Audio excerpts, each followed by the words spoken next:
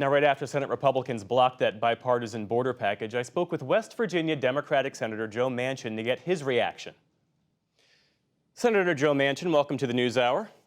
Good to be with you, Jeff. Thank you for having me. Sure. I want to start with your assessment of what transpired in the Senate today. Republicans blocking the border security deal that the GOP initially said it wanted. What do you see as the impact and the implications of the unraveling of what would have been the most significant immigration law in decades? Jeff, I can't even describe. I have no description of what I witnessed today on the floor of the Senate. Only thing I can tell you, it reaffirmed my decision not to run again, because I have totally come to the conclusion, they reaffirmed it today, you're not going to fix Washington with the political discourse and division that we have here in Washington. So I'm going to do everything I can going around the country, trying to get people to understand that the pressure has to be put on. It's about our country. It's not about you or the party. And people that are running that's worried about themselves or the party that they represent or the party they belong to, that should be immaterial concerning what the job you have to do, which is basically protecting and defending the Constitution and healing our country. Jeff, 18,000 Border Patrol agents, 18,000, have supported this piece of legislation. Not for political reasons. These are people that were totally opposed to Joe Biden's handling of the border since day one. They now have said this is the most transformative piece of legislation that they have seen that would secure our border. And then all of a sudden, because of politics, Jeff, it fell apart. And at the moment, it appears emergency aid for Ukraine, Israel, and the Indo-Pacific region, all of that stands in limbo as well. You serve on the Senate Armed Services Committee. Yeah. Absent action from Congress, is there any other way weapons and emergency aid can be delivered to Ukraine? Well, we're trying everything humanly possible, and I would like to think that people can come to their senses. Ukraine desperately needs our support. We need Ukraine to win this fight. We need them to stop Russia. They've been unbelievable what they've been able to do and the damage, and they've been able to show the vulnerabilities of Russia, which I think has been helpful when you see those bad actors we have around the world that would like to cohese around another movement. And we have countries that we have foreign concerns, which is Russia, China, North Korea, Iran, and to give them any more validity and to show that Ukraine can do what they can by themselves with the assistance of us, but fighting it themselves, and we're not going to be there for them. Shame on anybody that would not be able to continue to support Ukraine to have a victorious outcome. Unbelievable. I want to return to what you said about how this chaos on the Hill reaffirms your decision to not seek re-election. Back in December, you said that you were launching a 2-month winter tour to determine whether there's a national movement for a third-party ticket. It's been 2 months. What have you decided? Well, I think I've said this, that the Super Tuesday on March will tell you what you have. Are we going to have what we have now? Have they moved and changed their positions any whatsoever? Has the grand old party, can it become grand again? And can the Democratic Party become the responsible, sensible party that it once was?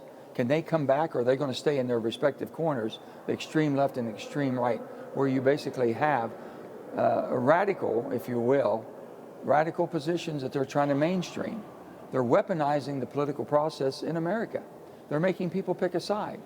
And the other side, whatever side you pick, the other side's supposed to be your enemy, Jeff. Well, I can assure you, the other side is not my enemy. That's my colleague. We might have differences. We might be opponents on different types of subject matters, but we should always be working to strengthen and make our country better. If you want to find out where the enemy is, I can show you where the enemy that wants to do us harm around the country or around the world, but it's not fellow Americans. And we're allowing that to be weaponized, and we have to stop that. And I just said, it's not going to be done here, so I'm going to be talking. There's other good people, hopefully get more people involved, and let's see what happens. The dynamics of the race likely won't change between now and Super Tuesday. Will likely emerge with Donald Trump as the Republican nominee and Joe Biden as the Democratic nominee. So what more are you waiting for? Well, if that's exactly what we end up with, and we see that there's any type of an opening, if there's a third party that can truly be competitive and not be a spoiler, that's a whole nother condition. That's a whole nother scenario. No one knows about that, and who those people would be.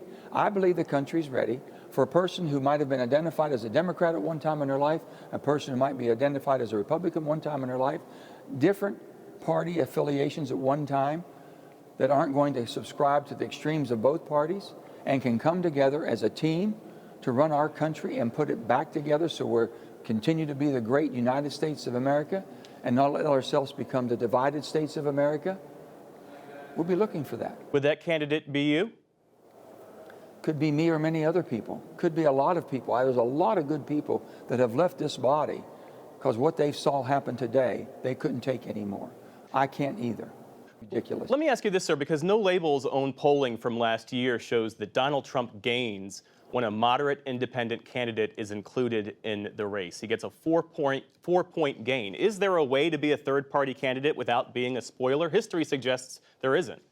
Well, I've never been a spoiler in my life, Jeff, and I'm not going to start now, and I'm not going to handicap it one side or other, be any of that. I would never be involved in a movement such as that. We have to see clear evidence that there's some other opportunity that we could help solidify our country, unite our country. CNN reported days ago that privately you've been telling people that a Joe Biden health scare or a Donald Trump conviction could give you an opening to run as an independent. Is that the case? There's a lot of things that could give myself or many people. I don't have a burning desire, and I've said that I'm not out campaigning. I will do whatever it takes and sacrifice anything I possibly could to save my country and protect my country and bring it together.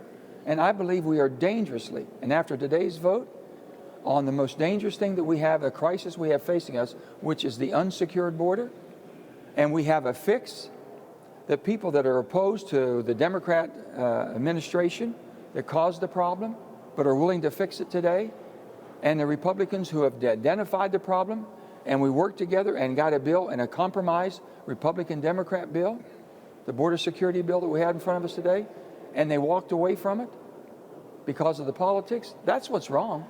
That's what we should be concerned about. There are certainly Democrats who will hear you say that and say that's why you're needed in the Senate, that you are the only Democrat, arguably, who could win statewide across West Virginia, and that as Democrats face a tough election map for the Senate to try to keep control of the Senate, they need you there. Well, I've said this, Jeff. I've been here 14 years. I've been in public service for 42 years. I've given everything I have to represent my great state and the beautiful people of West Virginia, and to defend the Constitution. I've done everything I can, and I will continue. I've come to the conclusion it can't be fixed here. The politics, the business of politics, the business of the Democrat Party, the business of the Republican Party, the amount of money comes in by just fighting for your own identity and your own party is not what we need for our country, but the business model is so profitable, they're not going to change, Jeff.